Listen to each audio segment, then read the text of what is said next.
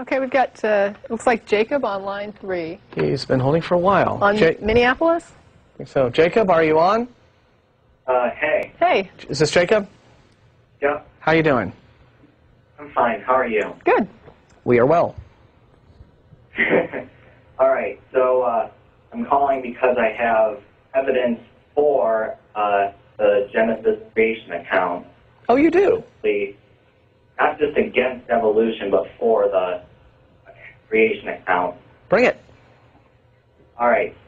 Specifically, it's about the flood, because if you look in the fossil record, what you see is at lower strata you will find fossils of weaker animals and other creatures and that kind of thing, and then as you go up and up, you will find more complex things. And so when the flood hit, basically what would have happened is that the creatures that we find at the lower end weren't able to escape the flood as quickly, and you get further to the top, you get things like humans and things that can swim and stuff that can escape the flood more easily. So. But I thought everything escaped the flood. Didn't Noah take 2 of everything? And 7 of some or something like that? So everything, I mean, all species escaped the flood then, correct? So they should all be alive today, right? You understand what I'm asking? There should be no extinct species except for modern extinctions. So, like, we have dinosaurs and that kind of thing, which would have gone on the ark according to the Bible, correct? Mm-hmm. Well, then, if you're saying dinosaurs would not have been able to fit on the ark, right? I've always heard it was baby dinosaurs. Well, let's go with this one then. Okay, so if dinosaurs were not able to fit in the ark, right? So you're essentially saying that because we find, say, the fossil remains of Brontosaurus and Tyrannosaurus deeper than we find fossil remains of humans, that means that they were weaker than humans?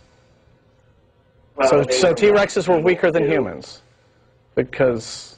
I guess my question is, doesn't the creation account says that 2 of every animal went on that ark, and that there were some of which they brought 7 that were sacrificial animals later. So you can't say that dinosaurs didn't go on the ark and then say that you're supporting the creationist account as recounted in the Bible. There would have to be dinosaurs on the ark, or else there would have to be no dinosaurs, ever. That's the only way that argument works. The Bible says he put every animal on that ark.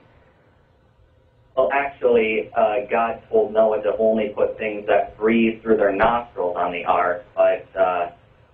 okay, well, that's still, you know, that's still... Wait a minute, he brought birds. Wait. So you're saying... But a dinosaur does breathe through its nostrils. Yeah, I mean, that would still leave all the land dinosaurs, right? So we've got some dinosaurs, you know, crowding the ark, and... yeah. But then imagine this then. What about, okay, there are some humans who know how to swim, right? And some who don't. There are some who can't. So wouldn't we see human remains at all different levels of strata with the humans who were non-swimming humans? We'd find their skeletons. We'd find human beings at all different levels. We would find all animals at one level, leveled out from a worldwide flood. There would be humans and everything else put together on a single layer of strata. Right. With the non-swimming humans at the bottom of that layer and the swimmers desperately like... Yeah, I mean... Yeah, there would be like this, it would be, if you imagine, geological strata would basically be like a big sandwich, right? Yeah. Where you'd have all these other rock layers. There'd be nothing, all the animals dead in a flood and then there'd be this one layer where it was just modified. densely packed with a, you know, rich, creamy nougat filling of like 10 billion fossils, all together in one single layer. And you wouldn't find fossils in any layers either above or below, right? Because if the flood was an event, you would find everything at the same layer. It seems like it. Yeah, I mean... Right, and that's what I would predict if I was going to go looking for it. Yeah, because it's not like the flood is said to have, you know, lasted for, you know, eons of geological time, right? It was 40 days and 40 nights, and right. So. Well, first of all, even the humans that couldn't swim could still be able to like grab onto things and that kind of thing, and obviously lower organisms wouldn't be able to. But everything died. I mean, the point of the flood was to kill every human being, right, except for Noah and his immediate family. correct? So all the humans died according to the biblical account, except for Noah and his immediate family. So whatever the non-swimming humans would have grabbed onto would have been grabbing onto something else. They'd have been grabbing onto it for 40 days. Yeah, I mean, they'd have been dead. Yeah. And the purpose of the thing was to kill everyone. So, I mean, the God that tried to kill everybody would have killed everybody, I would assume, since he's God. And that Noah and his family would have been the only surviving humans, and everything would have been smashed in that flood layer. Yeah, everything else died, but they didn't all just, like, suddenly drop dead all at once.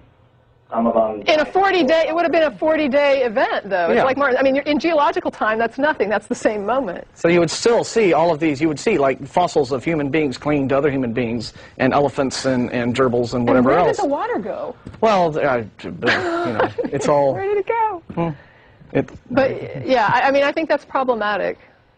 Yeah. Well, so, I mean, enough water came down in 40 days to be able to cover Mount Everest, according to the Bible, so obviously it would be a pretty powerful flood, and it should be able to make it seem as though it had taken place over millions of years by any other kind of... I don't see how a giant flood that lasted for 40 days would come out looking like it lasted millions of years. It should still look like something that lasted 40 days. Yeah. And I'm still wondering, if the entire planet was covered in water, where did the water go? Yeah, I mean, it could have gone into the oceans because the whole planet was an ocean.